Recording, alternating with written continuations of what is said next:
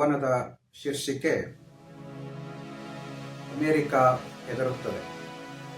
ಬರೆದಿರುವವರು ಮನೋಜ್ ಬೋಗಟಿ, ಅನುವಾದ ಸಂವರ್ತ್ ಸಾಹಿಲ್. ಅಮೆರಿಕ ಹೆದರುತ್ತದೆ. ಬಿದಿರಿನ ಕಾಡಿನಲ್ಲಿ ಹೊಗೆಯಾಡಿದರೆ ಹೆದರುತ್ತದೆ. ದೀಪಾವಳಿಯ ಪಟಾಕಿ ರಾಕೆಟ್ ಸಿಡಿದರೆ ತಬ್ಬಿಬ್ಬಾಗುತ್ತದೆ. ಒಂದು ಇಡೀ ಕತ್ತಲಿಗೂ ಅಮೆರಿಕ ಹೆದರುತ್ತದೆ. ಅಮೆರಿಕ ತಬ್ಬಿಬ್ಬಾಗುತ್ತದೆ. ಕಾರ್ಮಿಕ ಊಟದ ಡಬ್ಬಿ ತೆರೆದಾಗ ಚೂರು ಕರಟಿದ ರೊಟ್ಟಿ ಕಂಡರೆ ಅಮೆರಿಕ ನಿದ್ದೆಗೆಡುತ್ತದೆ. ರೊಟ್ಟಿ ಯಾಕೆ ಕಪ್ಪಗಿದೆ, ರೊಟ್ಟಿ ಯಾಕೆ ಉರುಟಾಗಿದೆ ಎಂದೆಲ್ಲ ಪ್ರಶ್ನೆ ಕೇಳುತ್ತದೆ ಅಮೆರಿಕ. ಕೇಳಿ ಕೇಳಿ ತಲೆ ಕೆಡಿಸಿಕೊಳ್ಳುತ್ತದೆ ಅಮೆರಿಕ. ಶಾಲೆಗೆ ಹೋಗುವ ಮಕ್ಕಳನ್ನು ತಡೆದು ಅವರ ಚೀಲವನ್ನು ತಡಕಾಡಿ ಪರೀಕ್ಷಿಸುತ್ತದೆ. ಅವರು ಬರೆದ ಓರೆ ಕೋರೆ ಅಕ್ಷರಗಳನ್ನು ಸಂದೇಹದಿಂದ ನೋಡುತ್ತದೆ. ತನ್ನ ಹೆಂಡತಿಗೆ ಇಮೇಲ್ ಬರೆದು ಸೈಬರ್ ಕೆಫೆಯಿಂದ ಯುವಕ ಹೊರಬಂದಾಗ ಏನು ಬರೆದಿದ್ದಾನೆ ಎಂದು ಕೆರಳುತ್ತದೆ ಅಮೆರಿಕ. ಆತನ ಭಾಷೆಯ ಬೆನ್ನಿಗೆ ಗೂಢಾಚಾರರನ್ನು ಚೂ ಬಿಡುತ್ತದೆ ಅಮೆರಿಕ. ಅಮೆರಿಕ ಅಂಜುವ ಕಾರಣ ಆಲೋಚನೆಗಳ ಸುತ್ತಲೂ ಬೇಲಿ. ಹಾಡುಗಳನ್ನು ಹಿಂಬಾಲಿಸುತ್ತದೆ.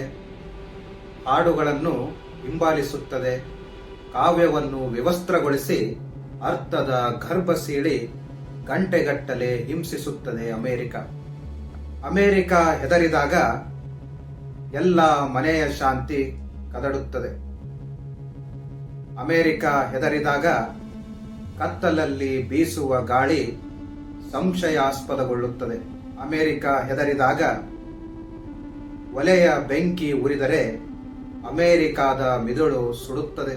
ಬಿಸಿಲು ಅಂಗಳಕ್ಕಿಳಿದರೆ ಅಮೆರಿಕವನ್ನು ತೊಟ್ಟ ವಸ್ತ್ರವೇ ಚುಚ್ಚುತ್ತದೆ. ಮಗುವೊಂದು ಹತ್ತರೆ ಅಮೆರಿಕ ಜೋಬಿನೊಳಗೆ ಇಟ್ಟುಕೊಂಡ ಪಿಸ್ತೂಲ್ ಅಲ್ಲೇ ಇದೆಯೇ ಎಂದು ಮುಟ್ಟಿ ನೋಡಿಕೊಳ್ಳುತ್ತದೆ. ಚಿತ್ರಕಾರನ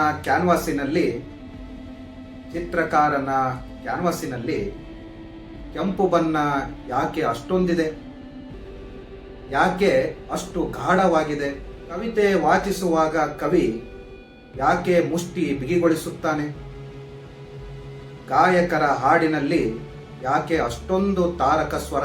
ಹೆಂಡತಿಯ ಕ್ಲಿಪ್ಪಿನಲ್ಲಿ ಕ್ಯಾಮರಾದಂಥದ್ದು ಅದೇನದು? ಮಗಳನ್ನು ವರಿಸಲಿರುವ ಯುವಕನ ಬಳಿ ಇರುವ ಲೈಟರ್ ಮೇಲೆ ಯಾಕಿಲ್ಲ ಯಾವುದೇ ಬ್ರ್ಯಾಂಡಿನ ಚಾಪು? ಅಮೆರಿಕ ಹೆದರುತ್ತದೆ. ಅಮೆರಿಕ ಹೆದರಿದಾಗ ಭೂಮಿಯ ನೆರಳು ಅಳಿಸಿ ಹೋಗುತ್ತದೆ. ಪುಕ್ಕಲು ಅಮೆರಿಕ ಮತಿಗೆ ಹೆದರುತ್ತದೆ. ಮತಿಗೆ ಹೆದರುತ್ತದೆ, ಮಾತಿಗೆ ಹೆದರುತ್ತದೆ, ಸಾಯಲು ಹೆದರುತ್ತದೆ, ಬದುಕಲು ಹೆದರುತ್ತದೆ. ಏಡಿ ಅಮೆರಿಕ ಬರೀ ಹೆದರುತ್ತದೆ ಅಮೆರಿಕ. ಭಾರೀ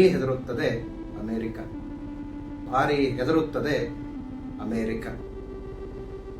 ಧನ್ಯವಾದ.